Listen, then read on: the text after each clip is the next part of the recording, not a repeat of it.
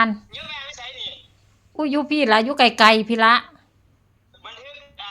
ได้พอดีบันทึกได้พอดีจ้ากำลังบันทึกอาจารย์ได้ล้านปล่อยตองงวดเด้อปล่อยตองงวดวันที่16สิงหาคมปี2569เลขเข้าชุดร่องเด้อชุดร่องค่ะชุดร่องก็คือหาเก็ดเก้าเด้อเก้าหาเก็ดเด้อเก็ดหาเก้าชุดร่องเขาตัดเลน FC ถูกหลายอยู่โทรมาหาอาจารย์ได้ล้านถูกหลายอยู่อนุโมทนาบุญร่วมสมทบทุนการสร้างศาลาการเรียนคือเก่าเฮา FC โทรมาหาพระอาจารย์ถูกหลายอยู่ค่ะงวดนาให้งวดนาตรงกับวันอาทิตย์เด้อเรียนวันอาทิตย์งวดวันที่16อาจารย์16ก็สิงหาคมปี2569นี่พระอาจารย์ได้แล้วปล่อยตองงวดเลยค่ะปล่อยตองงวดเลยบอก FC เฮาประกาศจดมีประกาศจดบ่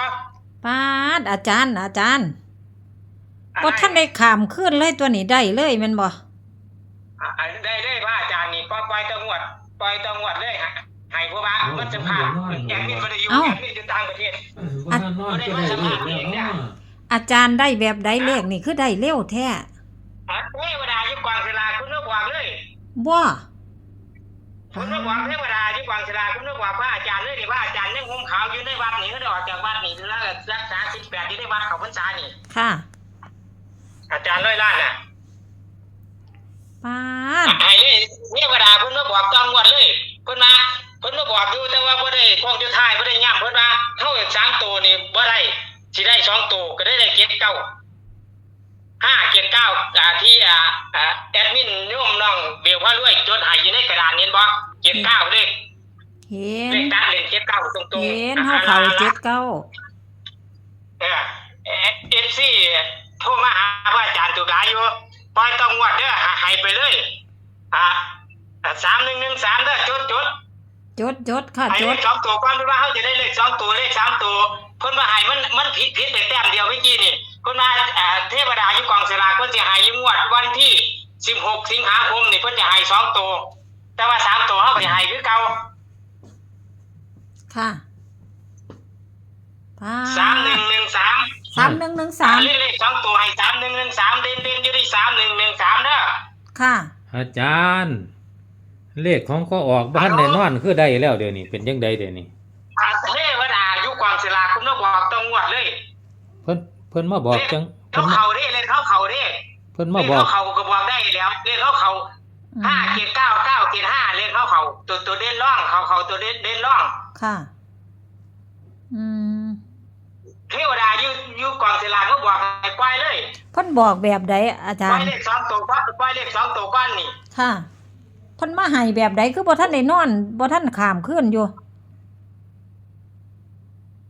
พระอาจารย์อยู่วัดนี่อยู่นี่พระอาจารย์อยู่วัดนี่สิออกไปแล้วแต่ว่าอยู่วัดภาวนาอยู่วัดนี่โอ้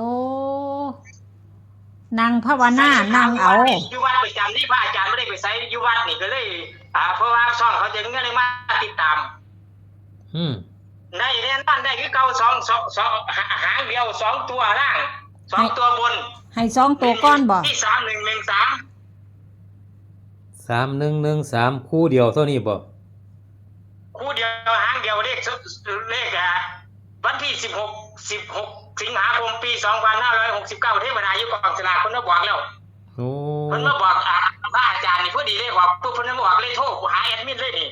เพราะว่าแอดมินอยู่ต่างประเทศนี่บันทึกบอก FC เฮาเพราะว่า FC ก็โทรมาหาอาจารย์ร้อยล้านนี่ถูกหลายอยู่อนุโมทนาบุญมาให้กับอาจารย์นี่หลายอยู่อาจารย์นี่ก็เพราะว่าให้แอดมินนี่ก่อนเพราะว่าแอดงวดก่อนนี่เพราะว่าอาจารย์นี่ให้แอดมินนี่ก่อนก็เลยให้โทรบอกเลยเพราะว่าแอดมินอยู่ต่างประเทศค่ะครับบันทึกเสียงบอก FC เฮาโอ้ยขอบคุณหลายๆเด้ออาจารย์ถือ9เกียรติตรงๆบ่ถูกต้องตรงๆ79วัน9เกียรติ4เกียรติ9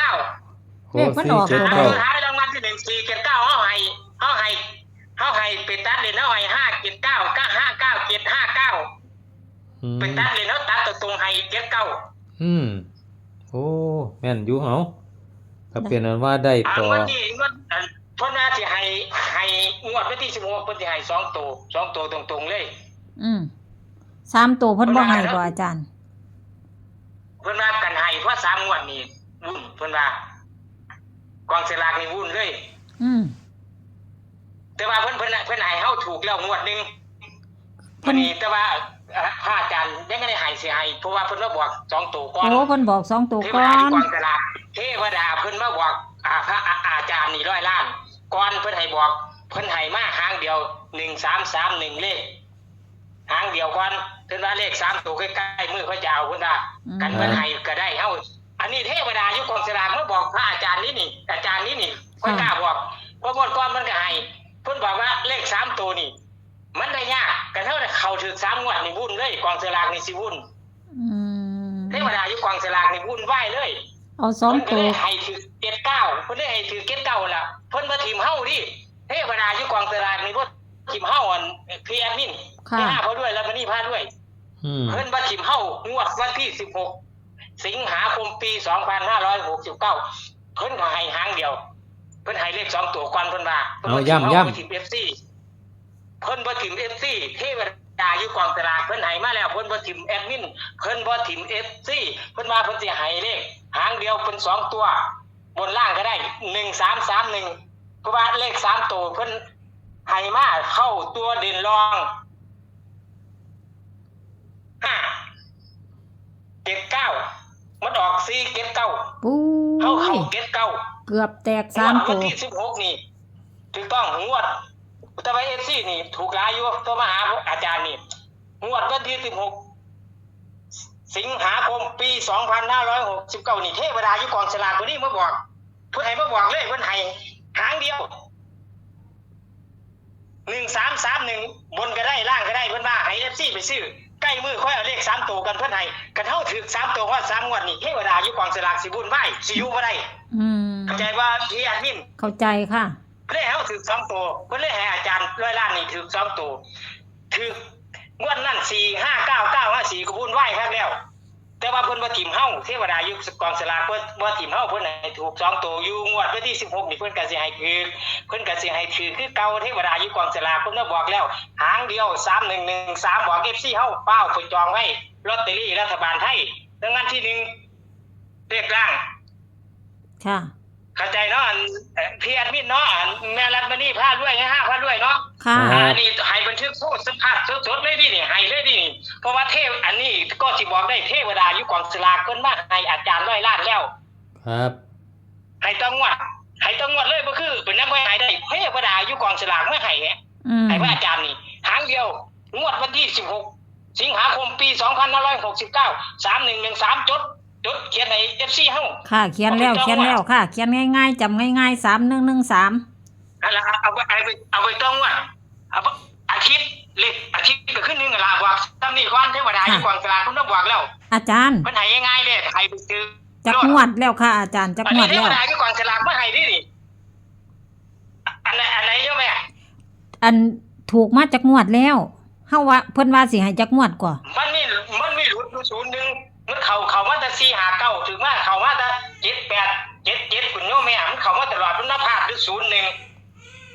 ว่าสิ 3บ่ได้ตัว FC เฮา ค่ะว่าสิให้ งวดนึง หาง เขา วดบ่ติ วันนี้ซิกแล้วพระอาจารย์เพิ่นสิให้ตลอดแต่ว่าเพิ่นสิเน้น2ตัวเป็นหลักเทวดาอยู่กองสลากนี่พระอาจารย์ซิกออกมาเป็นอาจารย์100 ล้าน อ้าว ตัวเพิ่นสิบ่เน้น3ตัว ออกปุ๊บได้ปั๊บทันทีเลย บอกที่เฮาเข้าใจคือต้องก็สิบอกให้เป็นหยังก็ให้2ตัวหางเดียวนี่เพราะว่าเทวดาเพิ่นมาบอกอยู่กองสลากเพิ่นมาบอกอาจารย์ครับแบบว่าเพิ่นสิตีออกมาแล้วนี่เพิ่นสิซอยแค่2เลขหางเดียว2ตัวเลข3ตัวนี่ใกล้ๆมือกันว่ากันถือข้อ3งวดเพิ่นว่าเทวดาอยู่กองสลากบุญไหว้สิอยู่บ่ได้เพิ่นว่าใกล้ๆมืออาจสิให้แต่ว่าบ่ให้เกิน3งวดเข้าใจบ่โยมแม่ เข้าใจ คือเลขอาจารย์100 ล้านนี่จะถูก3ตัวตรงๆนี่ได้อยู่แต่ไม่เกิน3งวดแต่ว่า2ตัวนี่ไม่พลาดแน่นอนทุกงวดหางเดียวด้วย ค่ะ หางเดียวโดด ถูกต้องน้องพ่อแอดมินอะไรแจ้งไป FC เฮาFC เฮาก็ถูกหลายอยู่นะพระอาจารย์โทรมาหาพระอาจารย์แจ้งว่าถูกหลายอยู่อนุโมทนาบุญสมทบนำพระอาจารย์หลายอยู่ ๆครับ เอาโยมแม่เนาะถามมา FC เฮามีแนวถามบ่ โอ้อาจารย์เว้าหมดแล้ว ละเอียดละเอียดยิบแล้ว เจริญเด้อ จ้าขอบคุณหลายๆค่ะอาจารย์ เทวดาอยู่กองสลากเขาบอกเลยบอกได้ เอาย่ำ วันนี้เพิ่นจะให้ ย่ำท้ายคลิป งวดวันที่16สิงหาคมปี2569เทวดาอยู่กองสลากมาบอกอาจารย์ร้อยล้านหางเดียว3113 3113 3113บนล่างมาแน่นอนถูกแน่นอน 3113มาแน่นอนถูกแน่นอนเลยพี่น้องอาจารย์ร้อยล้านเทวดาอยู่กองสลากมาบอก เจอที่ไหน ฟาดเลยแต่แม่รับทรัพย์ก้อนโต นี่ นี่สายา เจอที่ไหนฟาดเลยแตกแน่ รับทรัพย์ก้อนโต ขอบพระคุณหลายๆค่ะอาจารย์ สาธุสาธุ ค่ะ ขอบพระคุณมากๆค่ะ